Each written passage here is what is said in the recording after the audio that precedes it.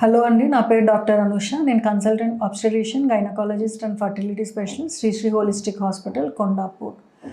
ఇప్పుడు మనం ఫైబ్రాయిడ్స్ గురించి మాట్లాడుకుందాం. ఫైబ్రాయిడ్స్ అని చాలామంది వినుంటారు. చాలాసార్లు మీరు అల్ట్రాసౌండ్ దేని గురించి అయినా చేయించుకుని ఉంటే ఫైబ్రాయిడ్స్ అని మీరు చూసే ఉంటారు.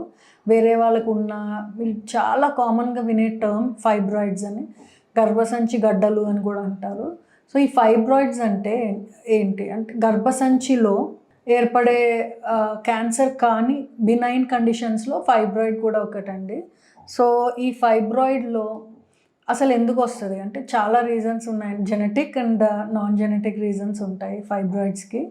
సో అవి అందరికీ వస్తాయి అంటే చాలా కామన్గా చూస్తామండి. అంటే చాలామందిలో ఈ ఫైబ్రాయిడ్స్ సిమ్టమ్స్ ఏం కాజ్ చేయవు. 10 మందికి స్కాన్ చేస్తే ఒక 3 కన్నా మనకు ఫైబ్రాయిడ్స్ కనిపిస్తాయి.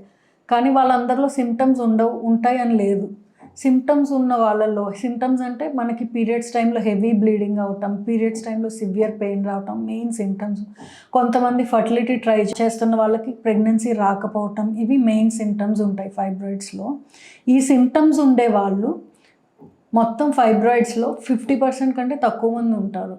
సో అసలు ఫైబ్రాయిడ్స్ ఎన్ని రకాలు ఉంటాయి అంటే ఫైబ్రాయిడ్ ఉండే లొకేషన్ని బట్టి, గర్భసంచిలో ఫైబ్రాయిడ్ ఉండే లొకేషన్ని బట్టి 3 రకాలుగా కన్సిడర్ చేయొచ్చు. గర్భసంచి బయట భాగంలో ఉండే ఫైబ్రాయిడ్స్ని సబ్సీరస్ ఫైబ్రాయిడ్స్ అంటారు. అంటే ఇవి గర్భసంచి వాల్యూమ్ని కానీ గర్భసంచిలో బ్లడ్ ఫ్లోని కానీ ఎఫెక్ట్ చేయవు. సో వీటి వలన మనకి పెద్దగా ఏమి ఇబ్బందులు ఉండవు. జనరల్లీ ఇవి సిమ్టమ్స్ ఏం ప్రొడ్యూస్ చేయవు. ఇంకొకటి గర్భసంచి గోడ లోపల ఉండేవి ఇంట్రామ్యూరల్ ఫైబ్రాయిడ్స్ అంటారు. ఇవి పీరియడ్స్ టైంలో పెయిన్ కాజ్ చేయగలవు, ఒక్కొక్కసారి హెవీ బ్లీడింగ్ని కూడా కాజ్ చేయగలుగుతాయి.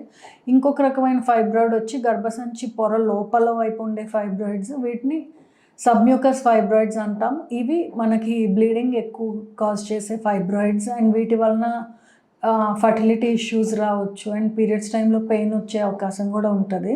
సో మనకు ఒక అల్ట్రాసౌండ్ స్కాన్ బేసిక్ టెస్ట్, ఇది ఫస్ట్ లైన్ ఇన్వెస్టిగేషన్లో. సో ఇది చేస్తే మనకి ఫైబ్రాయిడ్ ఉంటే తెలుస్తుందండి.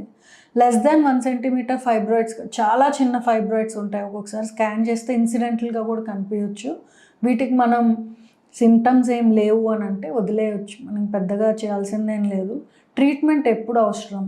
సో ఈ ఫైబ్రాయిడ్స్లో మనకి ఓన్లీ సిమ్టమ్స్ ఉండి సైజ్ 5 సెంటీమీటర్స్ ఆర్ అబోవ్ ఉండి 7 సెంటీమీటర్స్ 10 సెంటీమీటర్స్ ఇలా ఉంటే ఒక్కొక్కసారి ప్రెషర్ సిమ్టమ్స్ కాజ్ చేయగలవు. అంటే అవి ఈ గర్భసంచికి ముందు ఆర్ వెనక ఉన్న పార్ట్స్ని ప్రెస్ చేసి వాటి వలన సిమ్టమ్స్ రావచ్చు. ఫర్ ఎగ్జాంపుల్ మన గర్భసంచి ముందు యూరినరీ బ్లాడర్ ఉంటుంది. సో ఒకవేళ పెద్ద ఫైబ్రాయిడ్ ఉంటే యూరినరీ బ్లాడర్కి ప్రెస్ అయిపోయి మనకి యూరిన్ రిలేటెడ్ ప్రాబ్లమ్స్ రావచ్చు, లైక్ యూరినరీ రిటెన్షన్ ఇలాంటివి రావచ్చు. అంటే యూరిన్ మనకి ఆపుకోలేకపోవటం, యూరిన్ పాస్ చేయడానికి ఇబ్బంది రావటం, ఇలాంటి ప్రాబ్లమ్స్ రావచ్చు. సో ప్రెషర్ సిమ్టమ్స్ కాజ్ చేయొచ్చు. సో మనం ఎప్పుడు ఫైబ్రాయిడ్ని ట్రీట్ చేయాలి అంటే ఒకవేళ వాటి సైజ్ చాలా పెద్దగా ఉండి ఇలాంటి ప్రెషర్ సిమ్టమ్స్ వచ్చినాయి అంటే వాటిని తీసేయాల్సి రావచ్చు. లేదంటే హెవీ బ్లీడింగ్ అవుతుంది, మెడిసిన్స్ ట్రై చేసాం కంట్రోల్ అవ్వట్లేదు అంటే అప్పుడు మనం ఆపరేట్ చేయాల్సి వస్తుంది. లేదంటే మనం ఫర్టిలిటీకి ట్రై చేస్తున్నాం, వేరే కాజెస్ ఏం లేవు, ఫైబ్రాయిడ్ వల్లనే మనకి ఇన్ఫర్టిలిటీ వస్తుంది అని అంటే అప్పుడు మనం ఆపరేట్ చేయాల్సి రావచ్చు. లేదంటే సివియర్ పెయిన్ వస్తుంది పీరియడ్స్లో, మనకి మెడిసిన్స్తో కంట్రోల్ అవ్వట్లేదు, సైజ్ కూడా పెద్దగా ఉంది అంటే అప్పుడు ఆపరేట్ చేయాల్సి వచ్చు. అంతేగాని చిన్నగా ఉండి అంటే 5 సెంటీమీటర్స్ కంటే చిన్నగా ఉంది, దానివల్ల ఏ ఇబ్బందులు లేవు, బ్లీడింగ్ ఇబ్బంది లేదు, ఫర్టిలిటీ ఇష్యూస్ లేవు, ఇంకా పెయిన్ లేదు, అలాంటి ఇబ్బందులు ఏమీ లేవు అంటే మనం ఫైబ్రాయిడ్ని జస్ట్ అబ్జర్వేషన్ 6 మంత్స్కి ఒకసారి ఆర్ 3 మంత్స్కి ఒకసారి స్కాన్ చేసుకుని చూసుకుంటూ అవి పెరుగుతున్నాయా లేదా అలానే ఉందా అనేది చూసుకుంటే సరిపోతుంది.